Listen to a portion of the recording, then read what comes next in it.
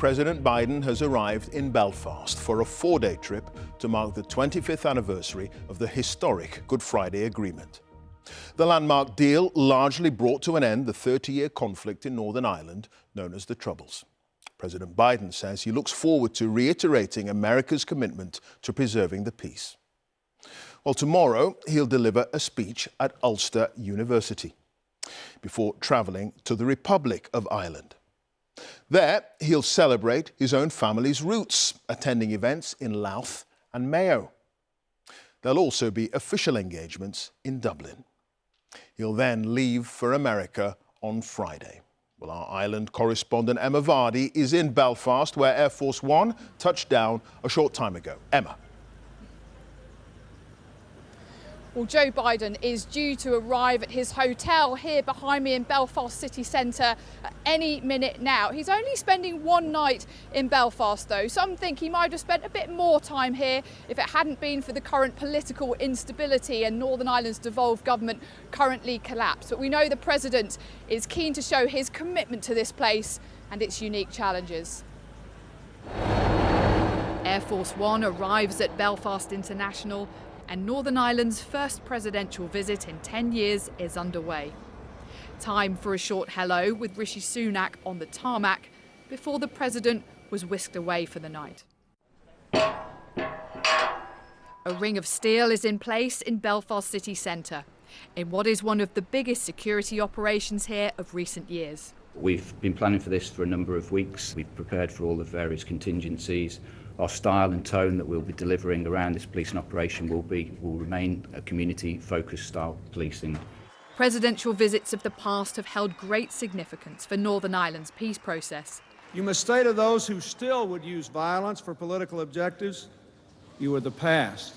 In 1995, not long after a ceasefire had been declared by the Republican armed paramilitaries, the IRA, Bill Clinton crossed Belfast's peace line to visit the divided Republican and Loyalist communities. And on Belfast's Falls Road came a historic moment. The first public handshake between a US president and the leader of what many still believe to be the political wing of the IRA. Bill Clinton's visit helped pave the way for Sinn Féin to join peace talks. There was some political pressure, wasn't there, for him not to come here. What did that handshake achieve for you? Well, it was a very clear symbolic indication to this community, which had suffered grievously, that the President of the USA was recognising them, and other communities as well, of course. But this stretch of the road, like, you only walk the length of yourself. Somebody died here, you know, whether at the hands of British soldiers of the RUC or the IRA or the Loyalists. And it was to have a moment of unquestionable symbolism. There's long been a strong connection with Ireland for millions of Americans with Irish ancestry. And there is President Kennedy. When John F. Kennedy visited Ireland, he described it as the best 4 days of his life. And Joe Biden has often spoken of his family's Irish roots. But in Washington earlier, said his focus in Belfast would be the peace process and the UK's recent new agreement on Brexit. What's your top priority on this trip, sir? Make sure the Irish Accords and the Windsor Agreement stay in place. Keep the peace. That's the main thing. And there's now a little less need for those glasses, as POTUS will be waking up tomorrow in a rather less sun-kissed Belfast.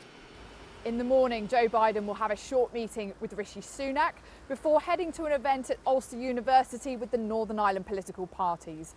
And the question will be, what will he say to them, given that power sharing here has been broken down for over a year?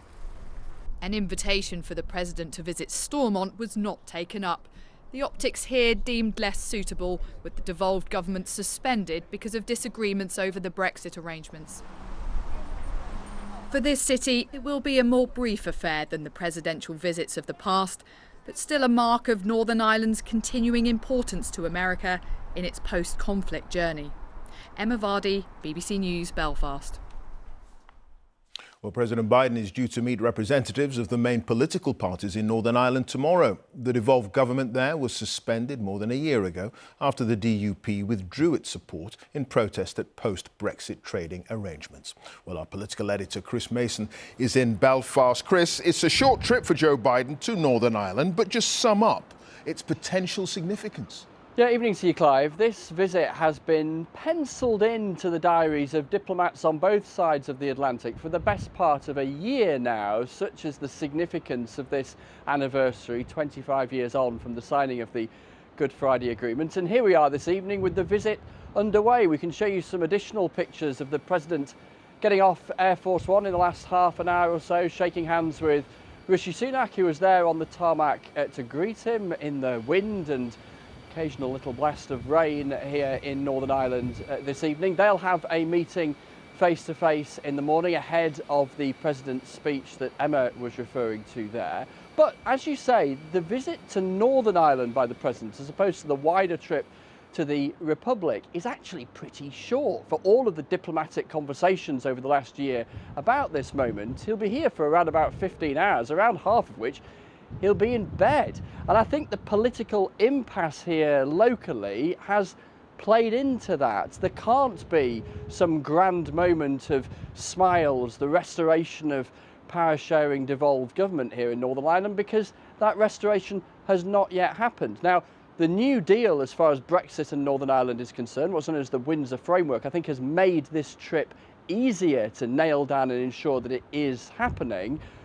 But the absence of the restoration of devolution has probably meant a smaller scale series of events than we might have otherwise seen. By tomorrow afternoon, the President will be on his way to the Republic, the Prime Minister will be on his way back to London. Rishi Sunak will be back here, though, next week for further commemorations.